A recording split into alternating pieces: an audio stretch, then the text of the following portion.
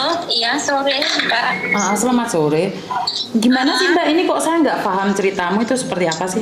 Oh, ini Mbak, kan saya kan dipaksa keluarga kemarin kan. Mereka kan suruh saya kerja Kamboja.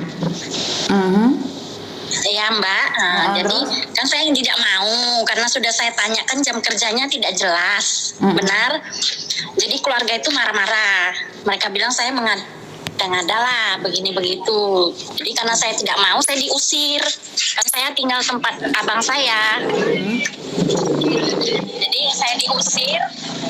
Saya bingung lah Mbak mau kemana. Saya numpang tempat kakak saya juga.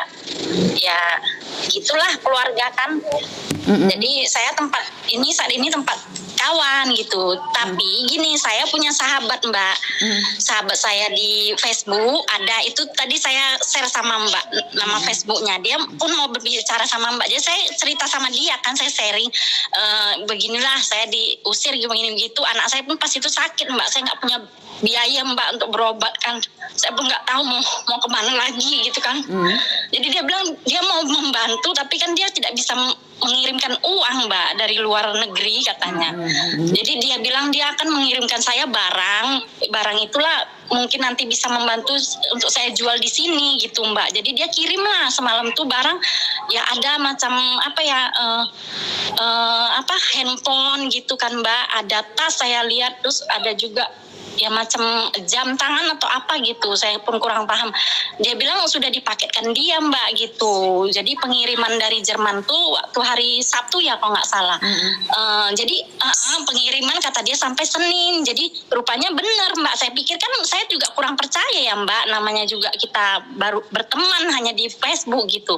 Dia bilang yakinlah gitu. Jadi tiba-tiba memang dari bandara tadi subuh saya ditelepon dari bandara ini. Dia transitnya di Batam barang tadi. Transitlah di Batam, bea cukai Batam. Pihak sana lah menelepon saya kan berkali-kali. Ya saya angkat lah.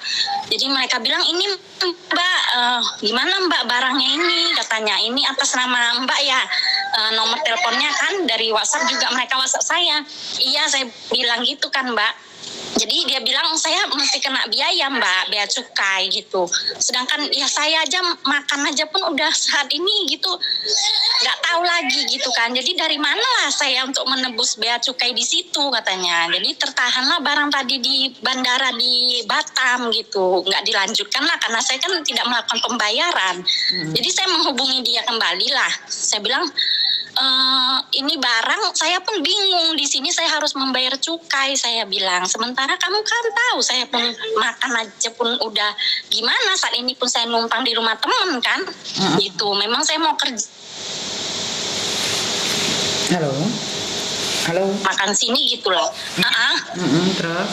Iya, jadi saya sampaikan sama dia. Jadi dia bilang, tolong kamu usahakan mencari pinjaman untuk menebus itu, karena kan itu bisa untuk membantu kamu. Ya tapi orang tidak percaya, saya punya teman kamu di Jerman dan kamu mengirimkan saya barang tuh tidak ada yang percaya. Saudara sendiri pun tidak ada yang mau bantu. Saya bilang, tidak ada orang yang percaya sama saya bilang gitu.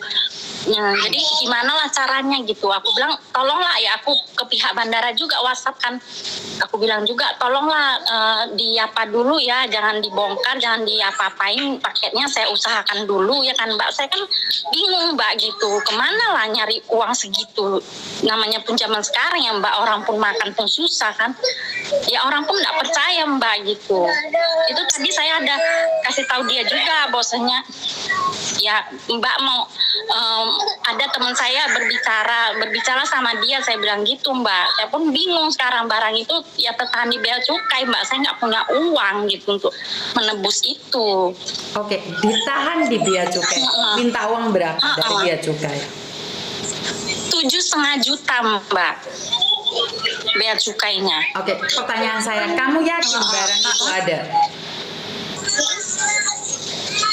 Ya itu tadi ada nomor bea cukai itu pun ada Mbak. Memang saya tanya sudah kamu. Kamu yakin barang itu ada? Ya dari pihak mereka memfotokan memang kotak barang itu sampai Mbak. Saya nggak nanya itu. Saya nanya kamu yakin barang itu ada? Pertanyaan saya ke kamu. Kamu yakin barang itu ada? Ya kalau bilang yakin gimana ya Mbak?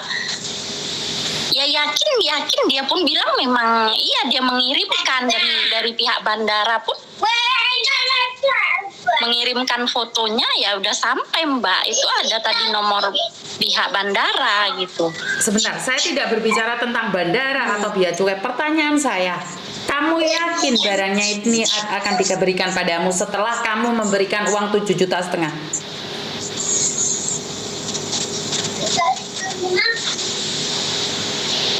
Halo? Ya itu bisakah Mbak berbicara pada teman saya itu Mbak? Bisa Mbak. Sambungkan. Oh dia melalui Facebook Mbak. Kamu itu tidak namanya pernah kenal dia. Kamu tidak pernah kenal dia. Tiba-tiba ada laki-laki kirim barang ke kamu.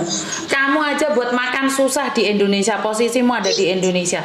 Kamu masih percaya dengan kata-kata orang yang mengirimkan barang dan minta uang. Mbak, bangun. Itu palsu. Itu bohong. Kalau laki-laki itu benar, dia tidak akan meminta uang dari kamu. Saya kirim barang ke anak saya, saudara saya dari Jerman kirim barang ke saya, itu tidak perlu bayar uang, Mbak. Langsung diantarkan di depan muka kita.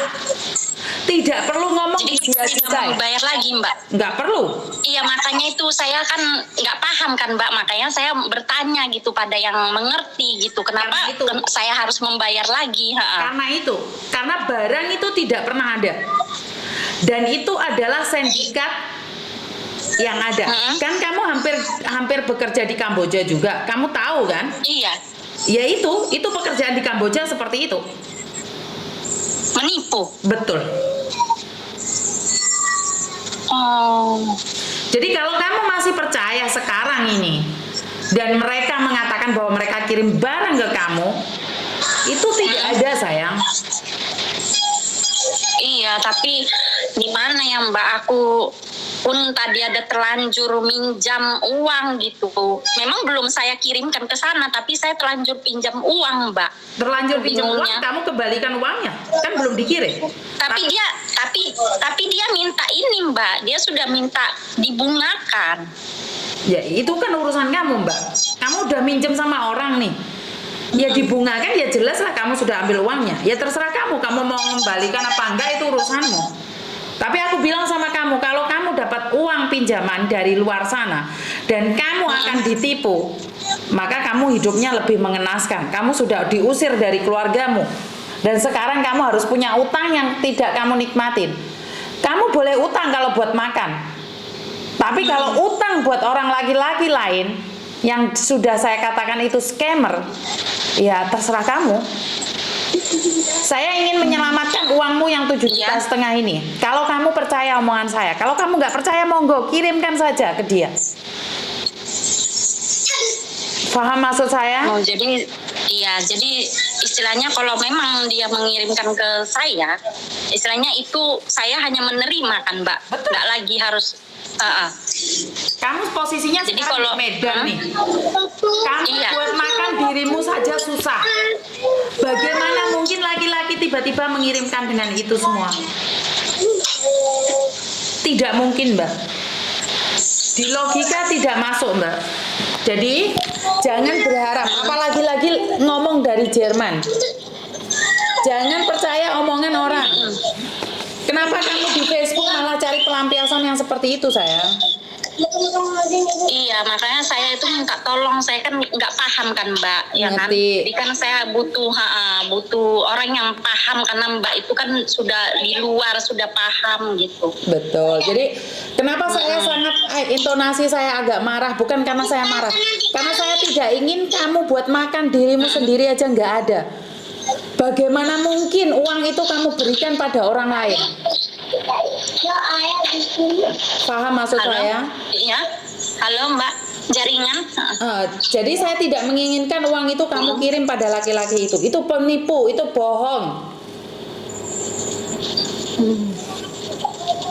Ngerti sayang? Saya paham Mbak. Jangan jangan ya. Saya sudah terlanjur Mbak, jadi saya pun harus membayar uang orang lah. Membayar uang orang masih selamat, uangmu belum kamu kirim. Lebih bahaya lagi kalau kamu uang sudah dikirim dan barang tidak ada. Apa nggak lebih gila kamu? Iya, menanggung hutang yang banyak ya, Mas. Betul. Untung kamu sadar loh. Biasanya orang yang ketipu tuh tidak sadar loh.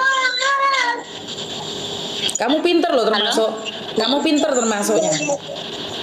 Iya, tadi saya kan dapat ngambil nomor, saya kan kurang paham kan, Mbak. Ya saya ngecek juga kode negara kan supaya saya bisa ngubungi Mbak. Berarti kamu pinter loh, dari Indonesia bisa telepon saya, kamu pinter loh. Tapi lebih berhati-hati lagi ya. Saya kan harus bertanya yang lebih paham, ya Mbak. Lebih berhati-hati ya sayangnya. Buat diri sendiri makan Iya, aja Mbak. nggak ada, jangan sampai dikasihkan sama penipu ya sayang ya. Iya, itulah saya kan kurang paham Mbak gitu. Apa iya gitu kalau kita menerima barang harus lagi membayar ya kan? Apa Tidak. kita harus sebesar itu gitu? Tidak, itu penipuan saya pun sayang. ya, masih ada keraguan lah Mbak gitu. Makanya saya pintar. bertanya sama Mbak yang memang sudah sangat-sangat paham gitu. Oke, jadi bea cukai itu tidak telepon terus minta uang ke kamu, itu tidak ada sayang. Tidak seperti itu caranya. Ngerti? Oh begitu ya Mbak ya. Itu adalah penipu.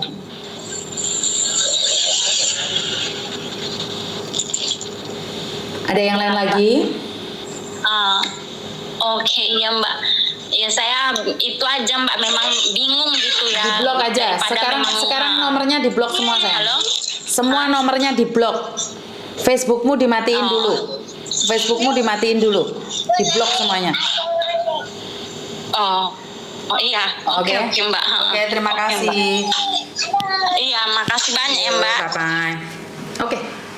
Mbaknya tuh sebenarnya sudah pinter ya, tapi yang namanya pikiran judek, nggak tahu harus seperti apa dan bagaimana, masih terkesima dengan penampilan laki-laki yang katanya dari Jerman dan akhirnya dia sudah meminjam uang dan akhirnya memberikan bunga, tapi dia masih beruntung karena uangnya belum dikirim.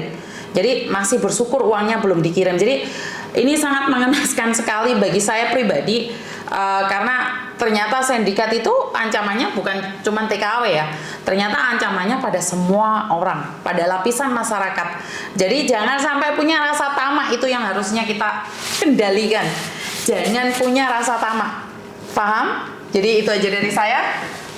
Kurang lebihnya saya minta maaf. Wassalamualaikum warahmatullahi wabarakatuh. Berkat Tuhan mengalir atas hidup kita semua. Semoga semua makhluk hidup bahagia dan terima kasih. Bye-bye.